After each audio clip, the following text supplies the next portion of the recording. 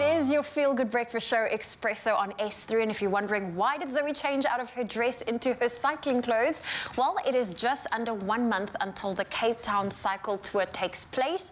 And I will be competing for the very first time ever, so I thought I would prepare myself by giving some key information from how to get started to how to recover after the race and also to train. And this is where you are joining in on this journey. And before you get onto the road, though, there is a lot to consider in terms of the right equipment, how to select what works best for you while you are on the road. And here to take us through some of the basics for beginners to know is head coach and founder of Bike to Max Cycling Studios, as well as sports scientist Ian Rodger. Good morning, Ian. This is quite an intimidating process that it was a goal I set at the start of the year. I figured, let me enter the cycle tour because then I have no option of backing out. And to get started, cycling can be quite daunting. It can be overwhelming because it is an expensive sport. So I've been lucky enough to borrow a friend's bike just to get started. But in terms of the equipment you need, what would you say are the essentials? Well, you know, the choice would be between a road bike and a mountain bike, essentially. So that's the choice most people have. It doesn't really matter which one you go for, whichever you feel more comfortable on. Some people like a mountain bike because it's more versatile and it's more stable. So that's quite nice for a real beginner. They just feel safer on a mountain bike. Other than that, you know, the bike shops will advise you really well on a suitable bike. They will size you up literally and figuratively and go like, for what you want to do, I think this would be a better bike. You know, so they will advise you, but there's not too much to choose, really. It's a case of how much do you want to spend and how fancy do you want to go, rather than the real basics. Okay. Now, for someone like myself starting out, I'm borrowing this road bike from a friend. One of my best friends who's also getting into cycling just purchased herself a gravel bike. So she likes the option of having both. Now, when it came to the shoes, I remember buying the cycling shoes. So I went for mountain biking shoes. And then I never realized you had to get separate cleat attachments to it, but eventually figured that out. For someone starting off with cycling, they said to me, rather start off with tackies, not cleats. I prefer the cleats. What's your recommendation?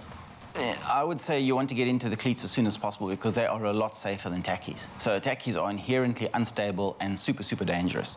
The cleats are just a little bit unnerving in the beginning because you just need to get the movement right to unclip so that you don't do that slow motion topple the first time when you suddenly go, how do I get this out? How do I get the foot out? But cleats are the way to go. Then you just practice it somewhere safe, you know, like a grassy area before you head out onto the road on the first time, because then you will do the robot topple. And you don't want that. And look like a nana, yeah. So, but more importantly, you may just hurt yourself. But definitely get cleats right off the bat. It's a much more efficient power transfer. Your feet don't fold over. You know, there's no debate. It's get the right shoes with the cleats, and away you go. And it can be the mountain bike ones or the road pedals.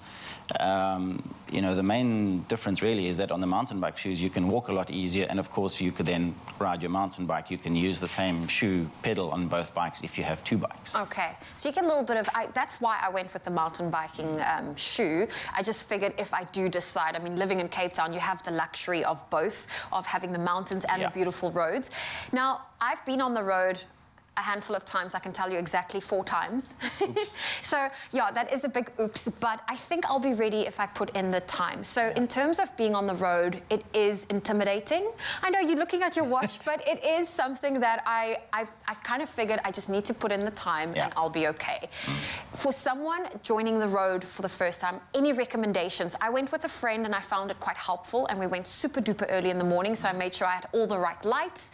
But for someone getting onto the road, go with someone experienced so that they are traffic savvy and cycling in traffic savvy. That is really the lifesaver, because you just don't know how motorists see you and don't see you and how they behave, and so you need someone with that experience to be able to guide you and protect you from the traffic. That's really the thing.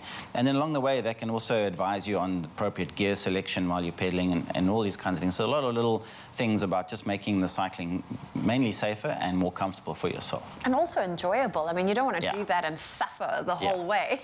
You have a tame slave dog that can tow you and push you, so that also helps. So I did have that the last time I went on the road. A friend kind of like pushed me, but he was quite kind to say that he's getting some resistance training in while I'm like suffering trying to get up the hills. Now, I know you're not going anywhere, Ian, so stick around. We have more questions to ask, more things to unpack. And if you're also doing the cycle tour, stick around. We're going to talk about nutrition. We're going to talk about training as well as recovery. And stick around. We also have another expert here to give more training tips for you on your Feel Good Breakfast Show. We'll be right back.